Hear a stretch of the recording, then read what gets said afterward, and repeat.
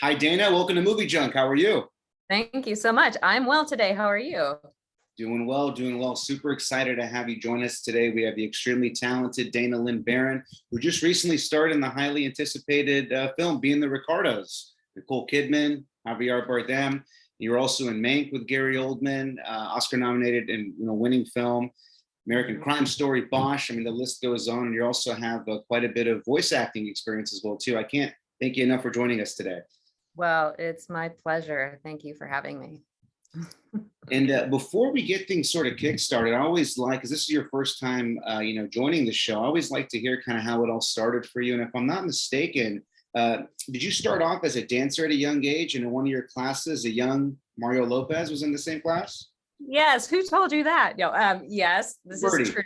It's funny because he's a bit younger than me, but because I grew up in San Diego, not too far from the land of law, as I like to say. And I was an avid soccer player for the first chunk of my life. When I was 12 years old, my mother suddenly said, "You're going to dance class." And I was very upset about this, but I took to it like so quickly. And my younger sisters also were dancers. We just accelerated pretty fast, and I fell in love with it. So yes, somewhere during that time, I was dancing with some fellow young dancers who I knew were making the trek up to LA to audition for commercials and TV shows. And Taryn Manning was also there at the time, again, younger than me, but and there were a few other people that are not as recognizable, but they were having a lot of success. Like one of them paid for her college tuition doing Barbie commercials and McDonald's commercials, which is anyway. So I was a dancer, yes. And from there I started competing in talent competitions all around. And then I danced for 2 seasons with the San Francisco Ballet. Actually came to San Diego for 2 years in a row to do the yearly Christmas production of the Nutcracker. So they auditioned local dancers, and I ended up doing that for 2 years. And then about a year after that, I fell into musicals. So I was a dancer who could sing, apparently. I hadn't had a lot of training yet, but I was an excellent tap dancer, among other things. But so I did 42nd Street was my first professional theater job, a regional production of 42nd Street. And I was 16 years old and the youngest member of this professional cast. And it was an extraordinary experience. But I still didn't know that a career was possible. Yeah. For me. So. Yeah, because I mean, it sounds like, I mean, obviously at 16, we're obviously, we don't know what the future, holds, and we're kind of just, chasing our passions. And yeah, so really excited to hear. So how did acting come about? Did you at all have a passion for acting? Was there like a movie actor, actress that kind of inspired you, or how did you fall into that? Well, I had an early crush on Han Solo from the Star Wars movies, but that had nothing to do with anything as far as. And again, back to fast forward to when I started dancing and the young actors who were doing all these things, that first inkling of, hey, I want to do that. I didn't know what that meant, though, actually. I just knew, oh, that'd be cool to be on the television. Like, I didn't know. I wasn't connecting it to acting. When I started doing musicals, I started to get a feel of what it felt like to be in the world of a story and tell a story through dance and song and some speech. I was given my first little lines on stage in that arena. But I think what happened was because I was doing musicals, and because my strength at the time was as a dancer, I was in the chorus, the ensemble. I was, I never was out in front in one of the starring roles. I was content to kind of hide out in the chorus line, if you will. But at a certain point, as I was watching, the people in the lead roles, I was feeling like I want to be there, but I didn't know how to get there. And gosh, I'm trying to think the real moment when I was having, because the thing is, I also didn't grow up in a family that was in showbiz at all. So any inkling I had to do this was all hobby at this point, right? Because it's not really a career. Like people in my family are high achievers. They go into the professions, whether it be medicine or law or whatever. And certainly the more traditional jobs where you work Monday through Friday, perhaps, and in an office. You produced a few short films too, right? Early on. Yeah, well, yeah. Fast forwarding, after I went to UCLA, moved to New York for the next 7 years after that. And as I was flailing as an actor, and even as back to your, when I realized acting was what I wanted to do, it was some very pivotal moments while I was at UCLA. My mom actually said, hey, the La Jolla Playhouse has a summer conservatory program. Why don't you audition? You could live at home and go do this thing. And I auditioned, got in. So that's when my real training began, like real conservatory style, like the kids who I would eventually meet who did know they wanted to go to Juilliard or Yale or whatever. I didn't get that I didn't go to a drama school. I went to UCLA, was a communications major, thought I was going to go into the film business, but be on the production side, because that's a regular job, right? So I went to La Jolla Playhouse, and then the next summer I was at Oxford University at the British American Drama Academy. And that's where I had that punch in the gut moment of, I love sharing this story because I was walking through the courtyard one day at my college at Oxford, minding my own business. And suddenly it was like just kind of a jolt. And I started sobbing out of nowhere. And a friend ran up to me, was like, what's wrong? What's wrong? And truly the thought was, and what I shared with her, I'm going to be an actor. And I was like crying because it was revelatory. And it was the moment I knew this is what I'm doing. And it's also when I decided, because I was never going to live in New York for whatever reasons. I don't remember why, but I thought I'll just be in LA and I'm going to work at the movie studios. Right. But so I moved to New York and flailed about because I was still much in need of training, frankly, and also just not really connected. Like I look at some young actors and I'm amazed at how connected they are, not just to their imagination and their ability to tell story in movies and television. But they're also, I don't know, I had no self-awareness at the time. I was very in my head still at the time. I didn't believe in myself at the time. So, because I wasn't getting arrested, I somehow connected with the young filmmaker crowd in New York. And yes, circling back, I started producing short films, just running around shooting films, learning as I went.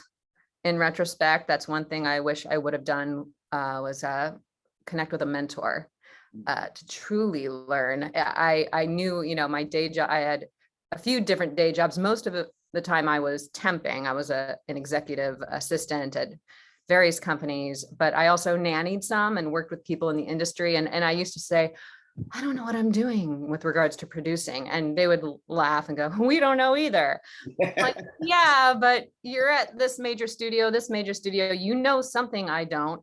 But there is that weird aspect of producing, like most of it I feel like is putting out fires all along the way. And the thing I was challenged with in my 20s was I'm very good at certain things. I have a lot of skills, but one of them at the time was certainly I didn't know how to delegate. I was a bit of I've been so self-sufficient my whole life and very independent. I'm very stubborn. I'm a Taurus. So I wanted to just take care of it all myself, which is ridiculous. I know that hindsight 2020, obviously a good producer delegates, hires a great team and gives other people the things to do. So I put a lot on my own shoulders and it was rough, but I learned a lot from the experience. And frankly, I think applied it to my still fledgling acting career, just as far as appreciating the business. I started reading the trades when I was 18. I've always been interested in the business. I sometimes am jealous of actor friends who don't read the trades and just don't give a crap and don't know who all the names are, the players. And sometimes I wish I didn't know all the things I know because it's a lot of information up here. But I mean, it can be useful to know what's going on out there in our business, treating our careers as a business. And building as we go. And it's been slow and steady for me. And I've had a lot of patience and perseverance. And I wasn't the one in the lineup who would have been still standing now. So something compelled me to keep going though. So, and I'm glad. I'm not done yet either. So No, and definitely networking is something that is imperative too.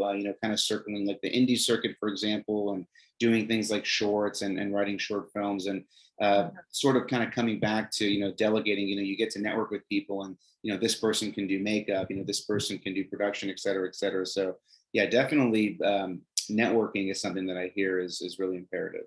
well, and that's one thing I'm grateful for. During my time in New York, I got hooked up with gosh, I wish, well, it doesn't matter now, but I was so lucky to just connect with certain people along the way. And I ended up, and I wish I would have started this sooner. And I recommend this for anyone I started volunteering at various film events. I think the first place I volunteered was the Gotham Film Awards, or was it, they did the market? I think they still do the market, but I think I was actually volunteering for the Gotham Film Market, if I'm not mistaken. But what was cool about that, I met someone who ultimately became my referral to Sundance.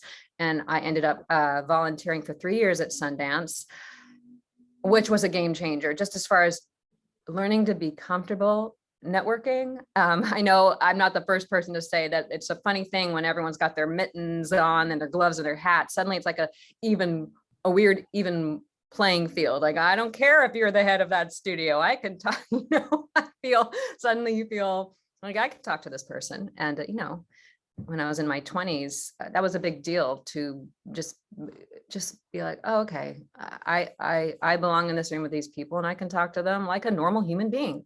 Yeah. So, yeah. And kind of racing into some of the projects that you've done. So I'm actually a big fan of American Horror Story, American Crime Story, and you snuck up on us in American Crime Story, the Versace season, and you kind of play, you're the kind of mean teacher to a young Gianni Versace. What was it like just kind of being part of that historic show? I mean, it's something, it's Versace is just someone that's really just a part of history, and obviously we know the story of what happened, but just kind of being part of that cast and just being able to work with a young Gianni Versace. Oh my goodness, that boy. And it's horrible, I'm not remembering his name, but he was so good and so lovely. It was a dream to be part of that. I remember hearing the news when Versace was killed. And if we haven't noticed by now, I have a penchant for period pieces, which I love. So in this, I got to be, yes, love period pieces. I mean, all the musicals I did were the 30s and the 40s. I mean, I honestly, and I'm not trying to pigeonhole myself, but I'll be perfectly happy to keep working in the 30s, the 40s, the 50s. I still need to do the 70s. I'd love to do the 1800s. I mean, so anyway, but Versace was great. Thrilled to be part of the Ryan Murphy universe, first of all. Also, little tidbit, Matt Bomer directed that episode, and that was his first official television directing gig. And he was wonderful because as he's an actor, not all actors are going to make great directors, of course, but he was wonderful. And yeah, it was just great to work with him, the kids. I studied before, frankly, things were so quiet for me for so long as an actor. I had time to study Italian in earnest for a chunk of time. Didn't get totally fluent, but was quite good. And so that came in very handy for this, because the teacher, the scene I was in took place in 1957 in Calabria, Italia. Yeah. So I got to, but in fact, the dialect coach, I have the dialect down, but they had a dialect coach on set, and she was funny because she was between takes getting notes from production, and I actually was asked to Americanize my accent because I was just doing it too authentically, and they wanted to make sure the American ear could hear it. So it's still there, but it's very subtle, so it's not like only Italian speakers, I guess, would notice. But it was funny. I had a great time. It was a happy set, I remember. And again, I just love putting on period clothes. I was supposed to be this stern, I'm a weird actor. I actually love it when I have barely any makeup on, or I love when I get auditions that say, don't wear any makeup. It just thrills me. Perfect. I'm a character actor. So wow, I just love the freedom I have in that. I want to change constantly. And the makeup artist actually even said, I'm so sorry, I can't make you look pretty. I'm like, that's okay. I'm fine with that. Yeah. I look frumpy. I love it. I love to play dress up, put on the shoes. It's all good. Yeah, no, that was, I mean, every season is great. I mean, we're, constantly getting, new and interesting topics for them to kind of focus on. The season before that was the OJ case. Yeah. And I've rewatched, all these seasons, multiple times. It's just like, and every time you watch it, it's like you're watching it for the first time. Like we know what happens, we know the outcome of these cases, but you're just like, the way this show is written, you're like, oh, maybe there's going to be a different ending to this. Yeah, right. Like, maybe OJ is going to be guilty, or, maybe whatever it is. So it's like, yeah, I mean, that universe. Yeah. so Yeah. it's such a good job. And yeah, I mean, your performance was great. Thank And yeah, definitely, I'm sure, it's something that you were excited to be a part of. And, jumping into to Mank. So I mean, this is a Academy Award winning film. You get to work with Gary Oldman, Yeah. another period piece. What was it like? Because this was the film that was based on the race to get the Citizen Kane film screenplay written. So what was it like working on this picture? So exciting. Also, I mean, Fincher, I have this target list. I know a lot of actors or other artists do, like the people I dream of working with. And the list is pretty long, but there's a lot of incredible, talented masters. And I consider David Fincher a master. So what a dream. I feel like the last few years, I'm just in this wonderful, dreamy moment of, yeah, small, but my roles are small, but mighty. Like I have no complaints about that. But working with Fincher, I learned, wow, just to be on that set for a week. I was on set for a week and I was like a sponge. I was just listening and watching and doing my job, obviously, but just watching how he worked. And it was a big scene to choreograph. And it's like, I felt like all his people, all the people in production, it felt like an orchestra. Just, I don't know, everyone had their job to do. Everyone did it. Amazing to work opposite Gary Oldman. I mean, come on. And Fincher, some of your audience or most of your audience, I don't know, may know that Fincher's famous for a lot of takes in each setup. And my endurance was tested. And I love that. I so appreciate that. I mean, my training has enabled me to, in some cases, I don't know, some cases 50 takes for a setup. He's meticulous though. And it can be hard. I can imagine the leads, that must have been a real test of endurance because they shot over months. But it's the way he works and he gets what he wants. And it's so much about not just the storytelling, but also just the beautiful composition of the shots. He once gave Gary a note of, you're like 1/18th of an inch off from where I need you to be. 1/18th of an inch, like what?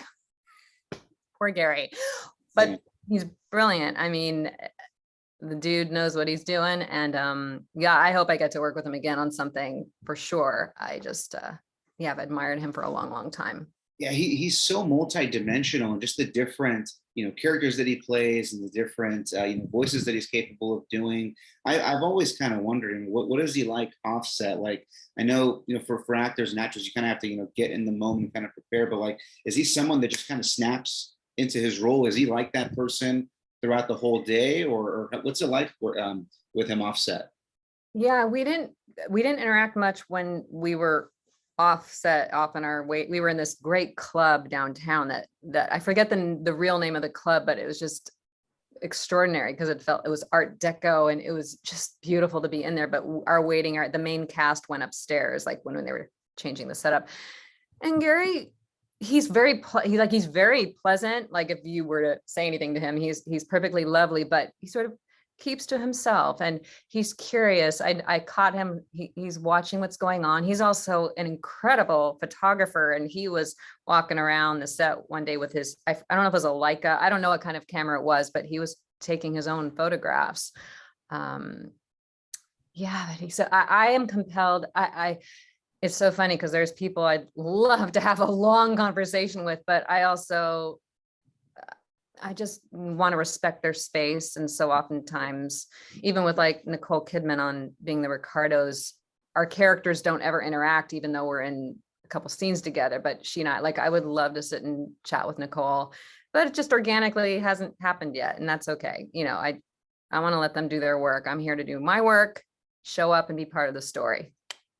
The end. But no, definitely. And again, jumping into, being the Ricardos. I mean, the second I saw the trailer for this film, because I love the show, I love Lucy. And Lucille Ball is a man's legend. So it's, seeing that this show is going to come out, and I was kind of, I know Nicole Kidman is an amazing actress, but I was like, how are they going to transform her into to Lucille Ball? And I'm one of those guys that, I live on IMDb, so I know a movie's coming out, a few years before. Yeah. So when we finally got to see her in makeup, and I'm like, man, they nailed it. They nailed it. I mean, she looked the part. So yeah, no, definitely. I mean, were you a fan of, I'm sure you were, of I Love Lucy before joining the team? I mean, growing up, my grandmother was a big fan of, there were two women that she'd been like a lifelong fan of, and that was Lucille Ball and Elizabeth Taylor. Those two women, though. So I remember watching reruns of the show when I was a kid with my grandma. So yes, big fan. And to your point about Nicole, I just want to share my first week shooting. We were shooting some of the stuff with the studio audience, and we're on the I Love Lucy set, and the studio audience is in there and all that. And so I hadn't yet seen Nicole or been anywhere near her yet since arriving on set. And we started rolling on this particular part of the scene, and she comes out in that scene and she just did this gesture. And chills went up and down my spine, and I almost started crying, which was not appropriate for the scene, because she just looked, that gesture, she looked like Lucille, but also the movement she worked, and I know she did a lot of incredible work with voice and movement people to get ready for this. And I know Nicole and I share a teacher back in New York City, actually. So for many years, I've been well aware of Nicole's work ethic, and I've been a huge fan since on my own. I think because I was a fan of Billy Zane's and thought he was really cute back when I went to see the movie Dead Calm when it was in theaters when I lived in New York. And from that moment, that was the first time I saw this woman in this film, and I leaned forward and I was like, who is that? And been a fan of hers ever since. So. Yeah, no, definitely. I had a chance to watch this film just recently in theaters. And if I'm not mistaken, it should be on Amazon Prime soon, like in a few weeks, I think. So not even a few weeks, the 21st, next week. Next week, right? Yeah, so it's going to be out real soon. So I know more fans are going to get a chance to see it. I'm going to be really surprised if Nicole doesn't get an Oscar nomination for this role. Like, I think it's in the basket. Yeah, I know the award shows are funny, huh? Because we think we know and we think how it's going to go. And I certainly think she deserves it. I hope so. Yes, I think I'm nervous to say in the basket because we don't know, but she deserves it. She disappears. Even my husband came to my premiere last week, and he's a fan of hers, but he was like, she disappeared completely. So yeah. Did you get a chance, and I feel like we're totally discrediting Javier Bardem, but did you get a chance to work with him? He was brilliant as well. Almost exclusively. Yeah, well, because my character is his secretary. Yeah. Miss Rosen is Desi Arnaz's secretary at Desilu Productions. So I appear about halfway through the film, but then I have 5 different scenes where I joke I'm the person who comes and goes out of scenes, entrances and exits. But no, I mean, I shot for almost 2 weeks over the course of a month, and it was almost entirely with Javier. So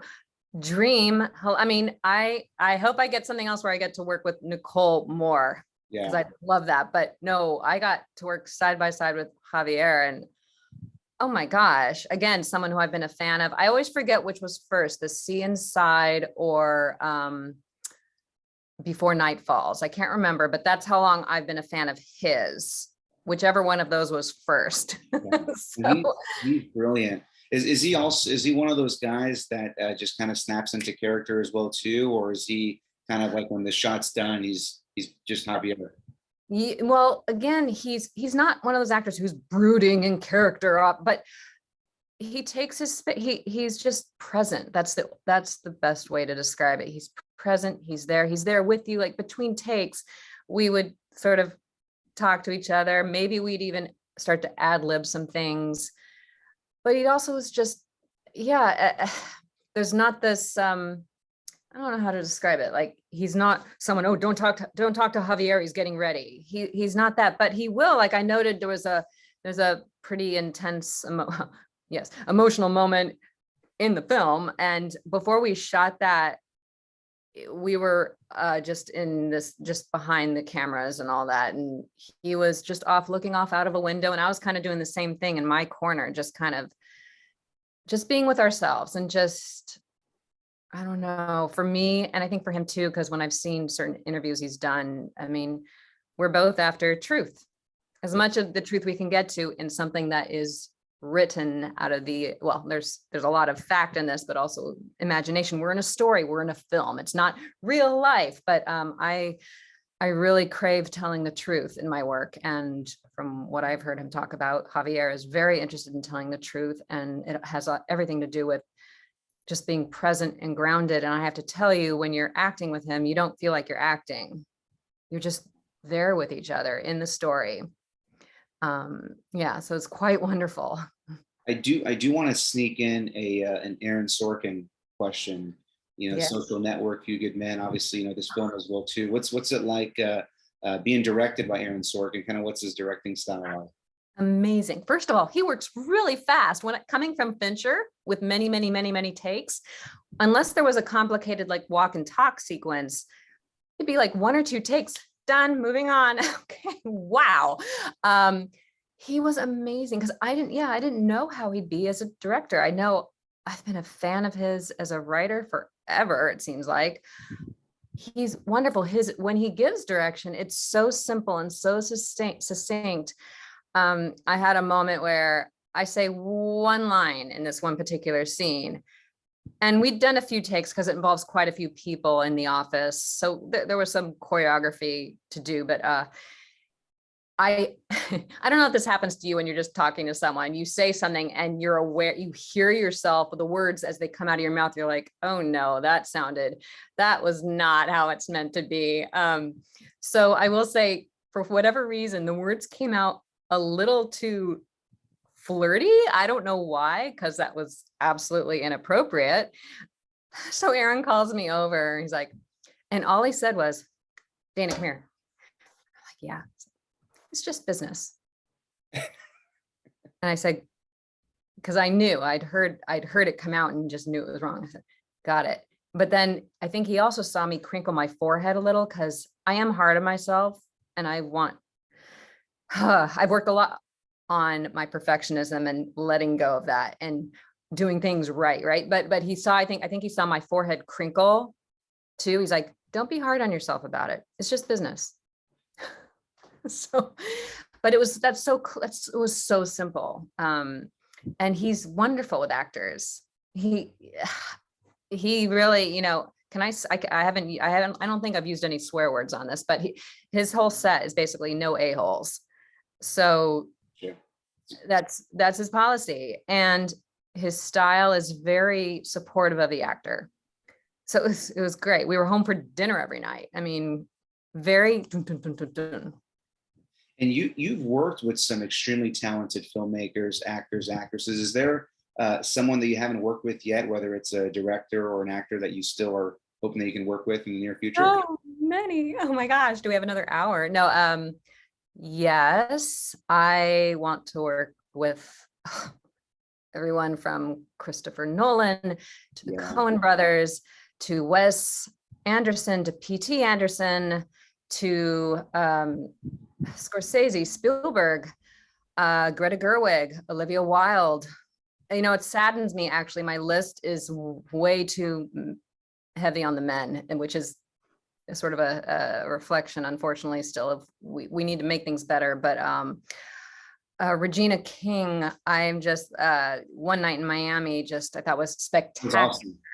That was awesome. Spectacular. And I want to throw in there just a little thing. One Night in Miami, I'm a member of a theater company here in Los Angeles, and Kemp Powers, who wrote One Night in Miami, the screenplay, wrote the play first at our theater company. He's a member there. We did the world premiere of it there, One Night in Miami, the play, which went on to the West End and then became a film. And so anyway, that's a Great movie. Great movie. Yeah, but yeah, there's so many more. Alejandro Inarritu, I always say his last name wrong.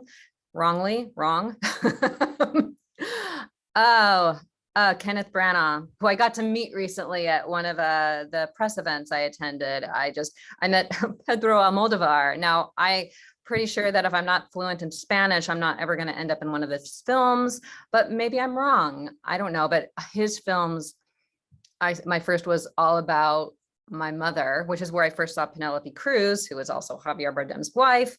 And I've been a fan of hers forever, but Pedro, his films, the humor in them, and the humor and the pathos, I guess, like I weep when I watch his films while also laughing and being delighted by them.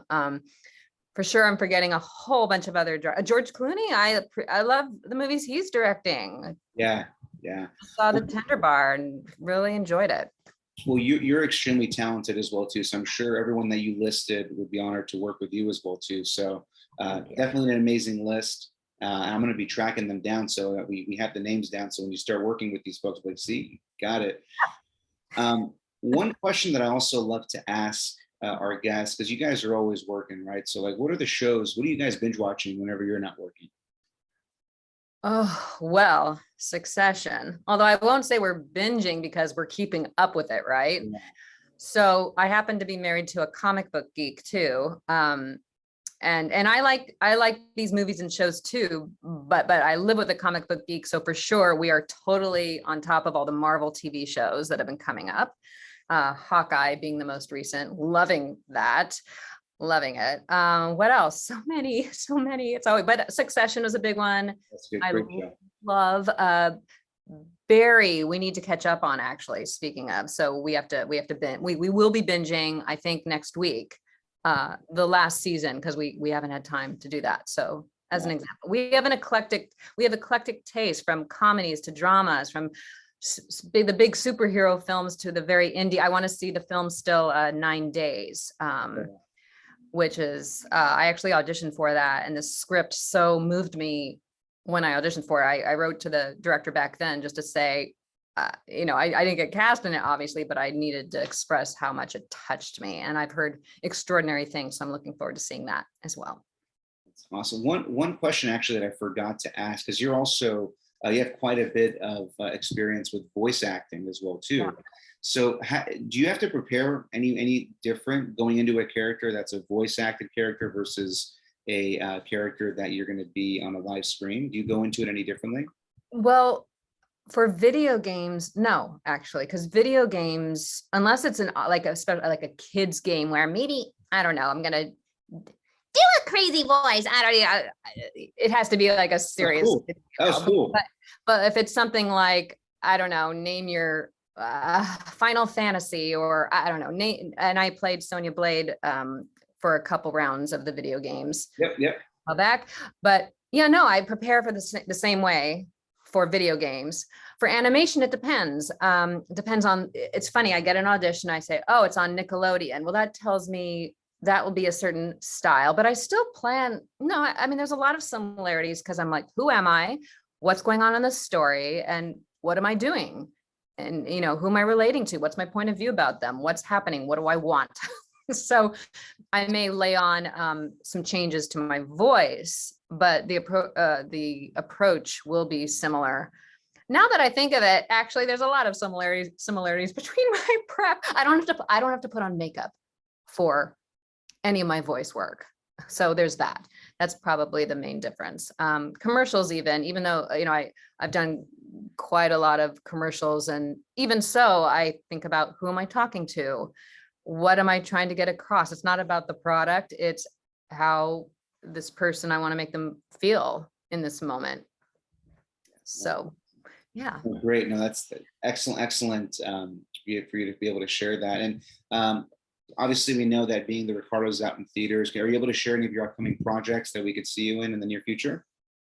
No, I am, it's funny. Not that, I know my next project is out there somewhere soon.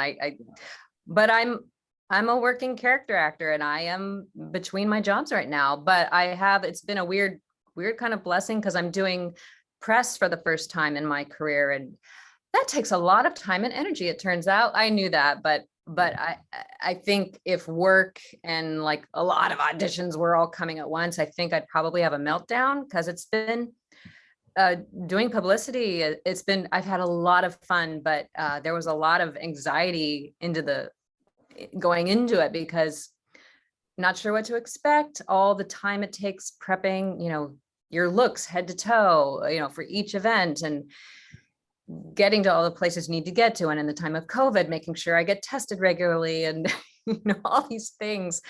So I'm looking forward to whatever's next. I'm auditioning, which is basically the actor's job. And as I like to say, the bookings are the icing on the cake. And I'm looking forward to more and more of those as I move along. Awesome. And Dana, I want to be respectful of your time because I want to pick your brain for hours, but I always like to save some time for round two. So really excited that we were able to get you on. Honor, privilege again. Being the Ricardos is out in theaters next week. It's going to be on Amazon Prime if you haven't had a chance to see it yet. And really excited to see your upcoming projects and for you to share these amazing stories from these projects that you've been in. Honored and privileged for you to have you on MovieJunk. Thank you very much. Oh, thank you so much. Awesome. Thank you, Dana. Take care. You too.